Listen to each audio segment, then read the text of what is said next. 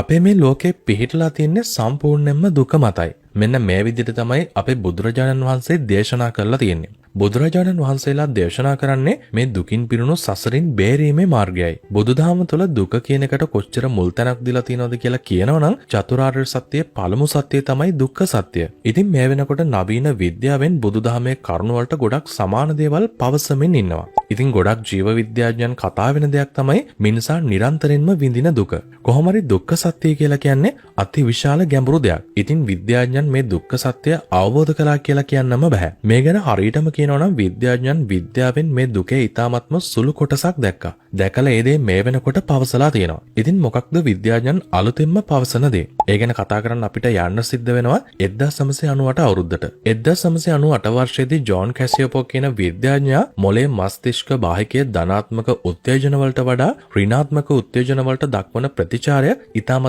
වැඩි බවට හොයාගත්තා. හොයාගෙන ඒ දේ විද්‍යාත්මක පත්‍රිකා මගින් ඉදිරිපත් කළා. හැබැයි ඉතින් එහෙම එකපාරටම විද්‍යාඥයෙක් යම්කිසි දෙයක් ප්‍රකාශ කළා කියලා පිළිගන්න සිරිතක් විද්‍යාත්මක ලෝකයේ තුල නැහැ. ඉස්සර වෙලාම මේක හොයාගත්ත කෙනාට පහර එල්ල කරනවා. ඒ වගේම තර්ක විතර්ක අරගෙන එනවා. අනිකුත් විද්‍යාඥයන් පවා වෙන වෙනම පරීක්ෂණ කරලා බලනවා. ඔය හැම දෙයකින්ම ඔප්පුනොත් තමයි යම්කිසි මතයක් විද්‍යාත්මකව තහවුරු වුණා වෙන්නේ. 2001 වර්ෂයේදී පෝල් රොසෙන් සහ එඩ්වර්ඩ් රොයිස්මන් කියන විද්‍යාඥයන් දෙදෙනා පරීක්ෂණ පත්‍රිකාවක් නිකුත් කරනවා. මේ පරීක්ෂණ පත්‍රිකාවේ නම තමයි Negativity Dominance and Contagion. ඉතින් මේ පරීක්ෂණ පත්‍රිකාවෙන් කියන්නේ මිනිසුන්ගේ මිනිස් මොළය නිර්මාණය වෙලා තියෙන්නේ ධනාත්මක නැඹුරුවට වඩා ඍණාත්මක නැඹුරුවට බවයි. ඉතින් මෙන්න මේ විදිහට කියන විද්‍යාත්මක මතවාදය ලෝකයේ තුල තහවුරු වෙන්න පටන් ගන්නවා. අද වෙනකොට මේක මුළු ලෝකයම පිළිගන්න විද්‍යාත්මක කාරණාවක් වෙලා තියෙනවා. ඊටාත්ම සරලව මේකෙන් කියන දේ අපිට පැහැදිලි කරන්න පුළුවන්. අපි හිතමු මිනිස්සෙක් ලස්සන මල්වත්තකට ගියා කියලා. ඉතින් මේ මල් දිහා බලලා සුන්දරත්වයේ විඳින්න නෙවෙයි අපේ මිනිස් මොළේ නිර්මාණය වෙලා තියෙන්නේ. අපේ මිනිස් මොළේ නිර්මාණය වෙලා තියෙන්නේ අර මල් පඳු රසයෙන් එන පුංචි සෙලවීමට බය වෙන්න.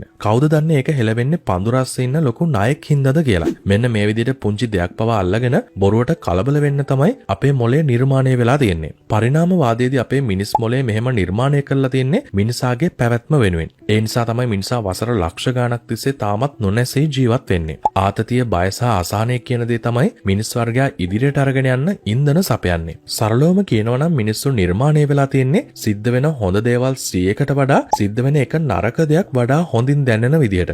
අපේ මොලේ පිහිටලා තියෙනවා ඇමිග්ඩලා කියලා කොටසක්. මෙන්න මේ ඇමිග්ඩලා කියන කොටස තමයි අපේ බිය, කෝපය වගේ දේවල් පාලනය කරන්නේ. පොඩි ඍණාත්මක දෙයක් දැකපු ගමන් මේ ඇමිග්ඩලා කොටස ක්ෂණිකව උත්තේජනය වෙනවා. එහෙම උත්තේජනය වුණාට පස්සේ අපේ මොලේ ඉතාමත්ම ඉක්මනින් ශරීරයට ඇඩ්‍රිනලින් සහ කෝටිසෝල් කියන ආතති හෝමෝන නිකුත් කරන්න පටන් ගන්නවා. මේ හෝමෝන වල බලපෑම නිසා ඒ සිදුවීම වඩාත් හොඳින් මොලේ තැන්පත් වෙනවා. අන්න ඒ නිසා තමයි මිනිස්සු කියන්නේ අපි කෙනෙක්ට හොඳ 1000ක් කරත් මිනිස්සු ඒ හොඳ 1000ම මතක තියාගන්නේ නැහැ. අපි අතින් සිද්ධ වෙන පුංචි වැරද්ද විතරයි යාලට මතක තියෙන්නේ. ඇත්තට මේක මිනිස්සුන්ගේ වැරද්ද නෙවෙයි. ඒක තමයි පරිණාමවාදයේ විසින් අපේ මොලේ නිර්මාණය කරලා තියෙන විදිය. කොහොම හරි මේකෙන් දෙපාර්ශවයේම අපහසුතාවයට පත් වෙනවා. දෙගොල්ලන් විසින්ම එකිනෙකාට චෝදනා කරනවා වැරද්ද ඔවුනොවුන්ගේ කියලා. ඉතින් මේ දේ නැති කරන්න ක්‍රමයක් නැද්ද? ඇත්තටම තියෙනවා.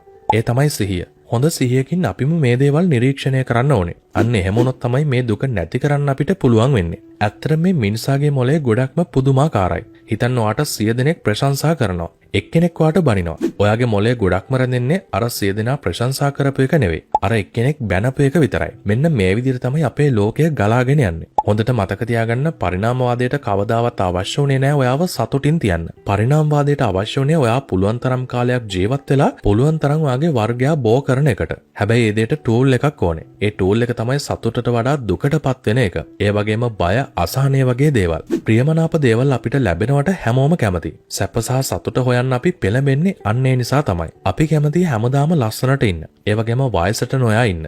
ලෙඩ නොවී ඉන්නත් කැමති. ඒත් ඒ දේවල් එහෙම සිද්ධ වෙන්නේ නැහැ. ඒ හැමදේම වෙනස් වෙනවා. අපේ සතුටට හේතුණු දේවල් පවා වෙනස් වෙනවා. ඉතින් යථාර්ථය තමයි අද අපිට සතුටක් අරගෙන එන දේ හෙට නැති වෙලා ඒ දේම අපිට මහා දුකක් අරගෙන එනවා. ඇත්තටම අපි හැමෝම ඉන්නේ බොරු හීන ලෝකෙක. අපි පතනවා හැමදේම හොඳින් සිද්ධ වෙන්න. ඒත් ඒක එහෙම සිද්ධ වෙන්නේ නැහැ. මොකද කලින් කිව්වා වගේම මේ ලෝකේ පිහිටලා තියෙන්නේ දුක මත. හැමදේම වෙනස් වෙනවා. මේ හැමදේම වෙනස් වෙනවා කියන එක විද්‍යාවත් පිළිගන්නවා. විද්‍යාවට අනුව ස්ථිර සදාකාලික දේවල් නැහැ. ක්වොන්ටම් විද්‍යාවට අනුව විශ්වයේ කිසිම ශක්තියක් හෝ ද්‍රව්‍යයක් නොමැති හිස් අවකාශයක වුවත් ශක්ති මට්ටම නියතව බිඳුවේ පවතින්නේ නැහැ. හයිසන්බර්ග්ගේ අස්ථිරතා මූලධර්මයට අනුව ඉතාමත්ම කෙටි කාලයකදී ශක්තියේ වෙනස් වීම සිද්ධ වෙනවා. මෙහිදී ශුද්‍රාංශු සහ ප්‍රතිඅංශු යුගල ක්ෂණිකව ඇති වෙලා නැවතත් එකිනෙකා විනාශ වෙලා යනවා. මේ නොනවතින සසල වීම හෝ සෙලවීම ක්වොන්ටම් ජිට එකක් විදිහට විද්‍යාඥයන් හඳුන්වනවා. ඉතින් කිසියම් දෙයක් සදාකාලිකව ස්ථීරව තියෙන එක විද්‍යාවට අනුව සිද්ධ වෙන්න බැරි දෙයක්. ඒ කියන්නේ අපි යම් දෙයක් ස්ථිරයි කියලා අල්ලගත්තොත් ඒ දෙයින් අපි දුකටපත් වෙනවා.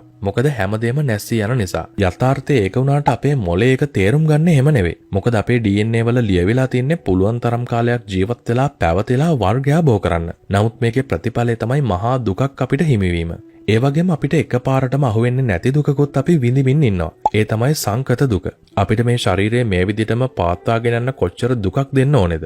ආහාර පාන ගන්න ඕනේ, ඒ සඳහා මුදල් උපයන්න ඕනේ. මේවා නඩත්තු කරන්නම සෑහෙන්න ලොකු දුකක් විඳින්න ඕනේ. ඒත් අපිට ඒක දුකක් කියලා එකපාරටම අහුවෙන්නේ නැහැ. මොකද මිනිස්සු සාපේක්ෂව ලෝකය දකින්න නිසා. හැමෝම විඳින දෙයක්, හැමදාම විඳින දෙයක් අපේ සාමාන්‍ය විදියට අර්ථ දක්වා ගත්තට ඇත්තට මෙතන තියෙන්නේ ලොකු දුකක්.